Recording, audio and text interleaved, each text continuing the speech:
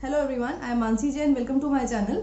आज के इस वीडियो में मैं आपको ये बताऊंगी कि आप रिटर्न कैसे निकाल सकते हैं। देखिए, ये बहुत इंपॉर्टेंट चीज़ है क्योंकि आप रिटर्न निकाल कर ही एक तो दो इन्वेस्टमेंट्स को कंपेयर कर सकते हैं, प्लस आप ये देख सकते हैं कि आपने कैसे कितना कमाया आपने रिटर्न पे।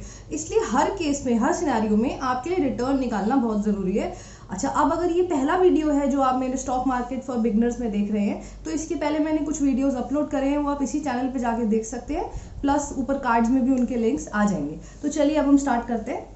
देखिए, अब अगर मैं आपको ये बोलूं कि भाई दो जो है इन्वेस्टमेंट्स हैं, आपने दो स्टॉक्स में इन्वेस्ट किया और एक आपने बाय किया 2000 पे और उसका जो आपने बेचा वो बेचा आपने 2500 पे, ठीक है। और दूसरा जो इन्वेस्टमेंट है, ध्यान से सुनिएगा, पहला आपने जो शेयर बाय किया था वो बाय किया था 2000 पे, बेचा 2500 पे। अब जो दूसरा वाला है वो आपने खरीदा 3000 पे और बेचा कितने पे?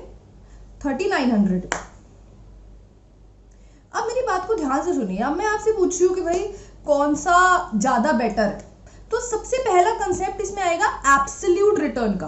देखिए, एब्सोल्यूट रिटर्न आपकी दो चीजों को कंसिडर करता है बस। एक तो पहले वैल्यू कितनी थी और वैल्यू कितने से बढ़ी। फिर से बोलूंगी मैं, वैल्यू कितनी थी और दूसरी वैल्यू कितने से बढ़ी। तो जितने से बढ़ी, जैसे आपकी 2000 थी पहले इन्वेस्टमेंट की वैल्यू, अब 2500 पे बेची तो 500 से बढ़ी ना। तो 500 अपॉन जितनी पहले वैल्यू थी यानी कि 2000, जब आप इसका परसेंटेज निकालेंगे तब आपको पता चलेगा कितनी एब्सोल्यूट रिटर्न है। तो आइए हम निकालते हैं। 500 अपॉन 2000, तो ये आपकी आई 25% रिटर्न, ठीक है। अब दूसरा इन्वेस्टमेंट कंसिडर करते हैं। फिर से मैं आपको बता देती हूँ कि 2000 वैल्यू थी, 2500 हो गई यानी कि 500 से बड़ी। तो एब्सोल्यूट रिटर्न निकालने का क्या तरीका है? 500 जितने से बड़ी अपॉन में जितनी पहली वैल्यू थी इंटू 100। तो ये कितना निकल जाएगा आपका? 25%। देखिए, मैं क्या कर रही हूँ, जैसे आप क्या करेंगे, जैसे एक फोन पे वीडियो देख रहे हैं तो अभी आज की वीडियो के लिए आप दूसरे फोन पे कैलकुलेट करेंगे। कोई एक फोन या कैलकुलेटर आप अरेंज कर लीजिए, बेटर रहेगा। फोन अरेंज करेंगे क्योंकि मैं एक और रिटर्न निकालना सिखाऊंगी, फोन पे ही सिखा दूंगी, वो बहुत ईजिली फोन पे निकल जाएगा, ठीक है। अब देखिए, 25% रिटर्न इस पे आ गई आपको। अब दूसरी इन्वेस्टमेंट पे कितनी रिटर्न थी? 3000 की वैल्यू थी और 900 से बड़ी थी ना, 3900 हो गई थी। तो 900 डिवाइडेड बाय 3000 करते हैं हम, 30% रिटर्न है। अब देखने में तो अगर मैं आपको बोलूं भाई दोनों में से कौन सी बेटर रही, आप बोलेंगे 30% वाली। मगर इसमें सबसे बड़ी प्रॉब्लम क्या है? देखिए, पहले तो आपको निकालनी आ गई। आप मुझे एक बार कमेंट में पहले ये बताइए कि निकालनी आई कि नहीं आई, ठीक है। और अब दूसरी चीज मुझे ये बताइए कि अब इसमें सबसे बड़ी प्रॉब्लम क्या है। देखिए, अब इसमें सबसे बड़ी प्रॉब्लम ये है कि इसमें इन्होंने टाइम कंसिडर ही नहीं किया, कितने टाइम में वो रिटर्न आई है। अब अगर मैं ये कहूं कि भाई पहली जो रिटर्न है वो तो आई है 2 सालों में, पहली रिटर्न आई है 2 सालों में, यानी कि पहले इन्वेस्टमेंट को हमने 2 सालों के लिए होल्ड किया फिर बेच दिया। जो दूसरी वाली इन्वेस्टमेंट है जिसमें 30% रिटर्न आ रही है, वो आई है 3 सालों में। अब कौन सी बेटर है? अब एब्सोल्यूट रिटर्न से काम नहीं चलेगा ना, क्योंकि इसमें क्या प्रॉब्लम है। अब इस प्रॉब्लम को कमेंट करिए। कमेंट कैसे करते हैं? आप अपने फोन को ऐसे वर्टिकली पकड़ेंगे और फिर नीचे वीडियो के जस्ट जो स्क्रीन होता है वीडियो का, उसके जस्ट नीचे ही कमेंट डालने का ना जगह होता है। आप वहां पे कमेंट डाल के मुझे बताइए कि इसमें क्या प्रॉब्लम है कि पहली रिटर्न तो 2 साल में आई है, दूसरी रिटर्न जो 900 वाली 30% वाली है वो 3 सालों में आई है। तो इनमें क्या समस्या है? इसमें हमको एब्सोल्यूट रिटर्न क्यों यूज नहीं करना चाहिए? अब मैं बताती हूँ क्यों यूज नहीं करना चाहिए। इसलिए क्योंकि एक तो 2 साल की है, दूसरी 3 साल की है। आपको इस केस में 1 साल की रिटर्न निकालनी चाहिए, यानी कि एनुअलाइज रिटर्न, तब आप कंपेयर कर सकते हैं। अब ये एनुअलाइज रिटर्न आपकी एब्सोल्यूट रिटर्न से नहीं निकल सकती। एनुअलाइज रिटर्न आपकी किससे निकलेगी? CAGR से। अब मैं आपको बताती हूँ CAGR कैसे निकालते हैं। अब बेटर रहेगा कि आप एक साइंटिफिक कैलकुलेटर साथ लेके बैठे या आप एक दूसरा फोन लेके बैठे जिसमें वो साइंटिफिक कैलकुलेटर वाला कैलकुलेशन हो जाए, ठीक है। क्योंकि मैं फोन पे सिखाऊंगी, साइड में आ जाएगा तो आपके लिए बहुत बेटर रहेगा, नहीं तो आपको माइक्रोसॉफ्ट एक्सेल पे निकालना पड़ेगा।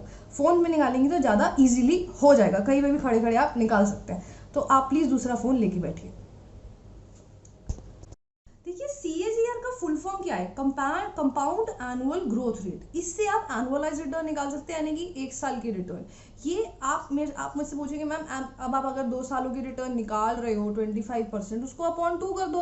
मगर ऐसा आपको इसलिए नहीं करना चाहिए क्योंकि अब जब आपकी इन्वेस्टमेंट, आपको पता होगा कंपाउंडिंग का इफेक्ट होता है। अगर आपकी इन्वेस्टमेंट आपने करी हुई है तो हर साल उस पर कंपाउंडिंग का इफेक्ट आएगा। तो आप अपॉन 2 मत करिए, आप क्या करिए, आप इस फॉर्मूले को अप्लाई करिए, फिर आपकी प्रॉपर रिटर्न आएगी। और इस वीडियो में मैं खाली CAGR और एब्सोल्यूट रिटर्न के बारे में बात करूंगी, मैं IRR के बारे में बात बिल्कुल नहीं करूंगी, तो उसके लिए मैं एक अलग वीडियो बना दूंगी। अब मैं आपको ये बताऊंगी कि ये जो CAGR है ये कैसे निकलेगा। देखिए, सबसे पहले जो CAGR है वो 3 चीजों को कंसिडर करेगा। पहली चीज, कितनी वैल्यू हो गई है। दूसरी चीज, कितनी वैल्यू आपकी थी शुरुआत में। तीसरी चीज, टाइम पीरियड, कितने टाइम पीरियड में उतनी वैल्यू हुई है।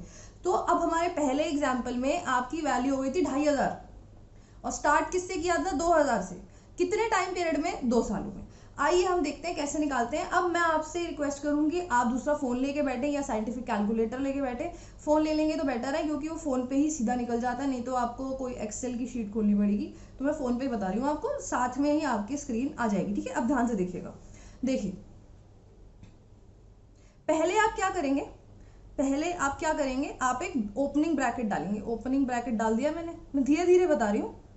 फिर आप वैल्यू वो वाली डालेंगे पहले जो हो गई, यानी कि फ्यूचर वैल्यू यानी कि जैसे 2500 हमारे केस में, पहले इन्वेस्टमेंट के केस में 2500, तो 2500 डाला। अब इसको डिवाइड किससे करेंगे, जो वैल्यू थी, जितने का खरीदा था, 2000। अब ब्रैकेट बंद कर देंगे। अब ना आपको पावर डालनी है। अब डिफरेंट फोन्स में ना लिखा डिफरेंट तरीके से होता है। तो ये होता है पावर का साइन, ये होता है किसका साइन, पावर का साइन। अब आपकी कितने सालों में हुई है, 2 सालों में। अब आप फिर से ब्रैकेट खोलेंगे, अब लिखेंगे 1, फिर लिखेंगे डिवाइडेड बाय, फिर लिखेंगे 2। अब ब्रैकेट बंद कर देंगे। अब ये जो मैंने 1 डिवाइड बाय 2 लिखा है ना, ये बेसिकली 1/2 लिखना है। तो डिफरेंट फोन्स में डिफरेंट तरीके से होगा, तो आपके फोन में जैसे भी लिखा जाता है वैसे लिखिए। 2 क्या है, बस नंबर ऑफ ईयर्स है। 1/2 पावर में आना है, 1/2 पावर में आना है। और जिसको ये बात समझ नहीं आती वो सीधा ये फॉर्मूला अप्लाई करे बस। अब माइनस करेंगे इसको 1 से, इनटू क्या करेंगे, 100।